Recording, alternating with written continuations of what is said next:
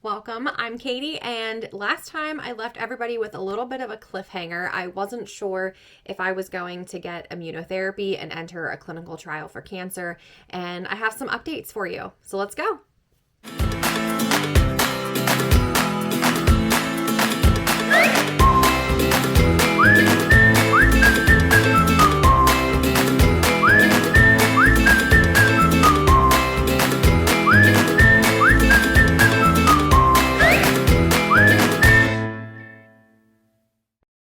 Last time I made a video, life has happened pretty quickly since then, and I finally feel like I can catch my breath. So here's what's happened. I went to Pittsburgh on March 4th to find out the results of my cancer surgery after I had a wide local excision where they removed the original spot of melanoma, and then they also took lymph nodes out of my armpit and my groin. If you haven't watched those videos, I'll link them right here and you can click and go watch those, where I tell you a little bit more of how we got onto this melanoma journey. So I went on March 4th and they told me as of March 4th, I was technically cancer free. But there's a really high relapse rate with the type of melanoma that I have based on how deep it was in my skin, where it was located, and all of the things that went with it. So the other option was to just monitor me. And every 3 months, I would go get a chest x-ray and they would see if anything metastasized in my chest, because my original mole was right here on my lower abdomen. The other option at Hillman Cancer Center, there is currently a clinical trial for people that were diagnosed with Stage IIB melanoma. And typically people with Stage IIB don't get immunotherapy. It's not FDA approved. It's not the level, it's not bad enough to qualify for immunotherapy. So the immunotherapy trial that I'm doing is for people that are just below that threshold, like me, and seeing if doing immunotherapy kind of as like a prophylactic or preventative measure would then hopefully minimize the chance that melanoma would come back, because it is a 75% relapse rate. But if I were to do the immunotherapy, it could cut that in half. So there'll only be like a 30 to 35% chance I would get it 3 to 5 years from now. But I had to qualify. So I had to decide if I wanted to do it. I had to sign up and say I was interested in doing it. And I had to immediately turn back around and go to Pittsburgh the following Tuesday. So I want to say that was like March 9th. I was back in Pittsburgh getting a CT scan with contrast. I was getting so many labs drawn. I had to get a physical and ECG. They had to check my heart and everything to see that I qualified. And that was on March 9th. And as long as everything came back from that and it looked like I qualified, I could start my first infusion on Wednesday, March 17th. There was a really quick turnaround time, because from the day I signed my paper of consent, which was March 4th, you have 30 days to start your first infusion. So we were really on the fast track trying to make sure everything can get done on time so I could start if I chose to. And I have to say, I signed those consent papers that day and then came home and just had to process all of this stuff.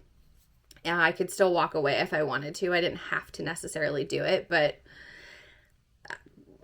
I don't know. It was a lot. So I, made the YouTube video. I got so many amazing comments from everybody. If you've watched that video and you're watching again, I read everything everyone had said, and I appreciate all of your prayers. And now I'm on a completely different journey. So if you want to be with me on that journey, go ahead and comment below. I love forming this community and being an advocate for people to get their skin checked, and basically hopefully teaching somebody something about the benefits of participating in something like this, and maybe even explaining why I decided to do it. You guys hear me talk a lot that I have 3 boys. I have a 13-year-old, I have a 20-month-old, and a 4-month, almost 5-month-old baby. And I was diagnosed with melanoma when the youngest baby was 6 or 7 weeks old. So it's been a really busy and scary time the last couple months for us. And, I'm trying to take it one step at a time, but then also having the foresight to think ahead, if I do this decision, it could impact things down the road. So Wednesday, March 17th, it was St. Patrick's Day. I am very much Irish. It's hard to believe. And I met my husband in Ireland. That's where Scott and I met. We were both there on a trip in the summer of 2014, and we met. And things about Ireland and Irish, and luckily Irish, have just always been part of my story. And it seems like there's always these God winks that happen on St. Patrick's Day. We met because there was a band called the Michael O'Brien Band. They retired. They are not together anymore. But a lot of my years from 21 plus, I would go to a bar that they were playing at, the Michael O'Brien Band, and they were two guys, Michael and Brian, and they played Irish music, and they were a lot of fun, and I loved following them and going to different places that they were at. So they were the center of a lot of my St. Patrick's Days. And then they went on this trip to Ireland, and I got to meet Scott because he also went on this trip.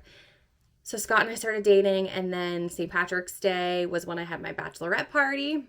And St. Patrick's Day has just been like a great day for me. I love St. Patrick's Day. I live in Pennsylvania. The weather's starting to maybe get a little bit nicer, and St. Patrick's Day feels like the start of spring and the start of something new after a really long winter. Last year on St. Patrick's Day, we found out we were pregnant with our third baby. It was my fourth pregnancy, but our third baby. I had just suffered a pretty tragic and traumatic ectopic pregnancy rupture a few weeks prior, and we didn't think I would get pregnant as quickly. So we had a very, very early ultrasound on St. Patrick's Day of last year that confirmed it was a viable, healthy, in my uterus pregnancy. And I got to find out I was pregnant with who we now know as baby Quinn. And that was our rainbow baby. And we found out about that on St. Patrick's Day. So this St. Patrick's Day was a little bit different. I was at Hillman Cancer Center. I was at a comprehensive cancer center, acutely aware of life and mortality and the heaviness of what I was about to do and the fact that that was now part of my story. So I got there on St. Patrick's Day. I wore my lucky sweater, my green sweater, because I always wear green on St. Patrick's Day. And they had people there. They were very kind and informative, and they were telling me like what to expect and what was next. I had to get an IV in my arm. I don't know if you guys can see it. It's like pretty bruised. Oh, the thing is going to follow me. Pretty bruised. They had gotten like a new needle catheter for the butterfly IV set, and it did not work very well on my arm. So I ended up having to get it in my hand. So my arm does not look very good. I actually don't know if I even got the immunotherapy because I entered a clinical trial. So the clinical trial is 2 to 3. For every 2 people that get the immunotherapy drug, the nivolumab, then 1 person gets a bag of saline. So I don't know if I even got the immunotherapy. It's about a 4 to 5 hour day. I have to get there. I have to check in. They make me take a pregnancy test. It's like the first thing you have to do before they can do anything.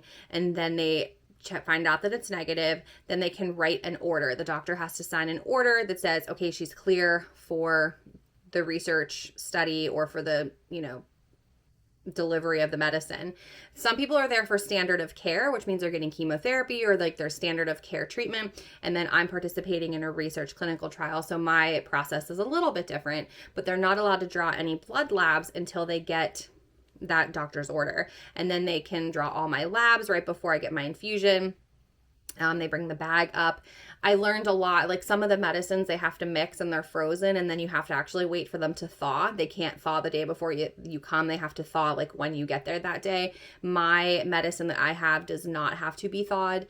Even if I was getting the placebo or if I was getting the regular immunotherapy, my type of medication doesn't have to be thawed. So that speeds up the process a little bit, but it was definitely a long day. They fed me lunch. They had someone like passing out cookies from a little like pot of gold luck of the Irish jar. So they were really trying to spread morale and keep people positive that were there, which was really nice to see. And so, yeah, that was my first day. I did decide to do the clinical trial. I go back in 28 days. I go every 28 days. I have 12 more to go. It was a total of 13 infusions. They did say that it's an accumulative effect. So if I am getting the medicine, I probably could start to see some side effects after the 3rd or 4th dose of the medicine. For those of you guys that have experienced pregnancy, there's that first trimester fatigue and tiredness. They said I could experience fatigue, but it shouldn't be like that. So if it ends up being like that, I need to let them know because that's not typically normal. I might get like a skin rash. They'd give me some cream for that. Might have some bowel issues, like I might have to run in the bathroom a lot more. So we're going to see what happens. In a way, I'm kind of wondering if I'm going to have side effects or symptoms because that would let me know if I'm actually getting the medication. I don't know. If I don't have any side effects at all, then I'm going to Pittsburgh and just getting a bag of saline infused in my arm. The infusion itself is only 30 minutes.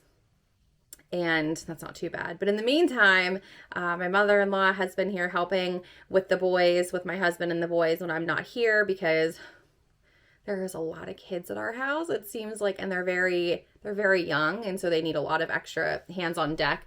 And that's nice because my infusion day is on a Wednesday. It'll be on a Wednesday next month as well. I'll always be on that Wednesday day, right in the middle of the week, which is kind of nice. And I'm trying to be conscientious because we live in Altoona and my infusion is in Pittsburgh, which is a 2-hour drive from the front of my door to Pittsburgh. So that is what we've been up to. I wanted to let everybody know. I appreciate all of you guys so much. You've been such a huge part of this journey with us. And I decided to do the clinical trial, and it happened on Wednesday, my first round. I will definitely be continuing to update you each time that I go. If you have any questions or anything you want to comment, go ahead and comment below. I always respond. And you can always follow us on Instagram or find me on Facebook if you want to.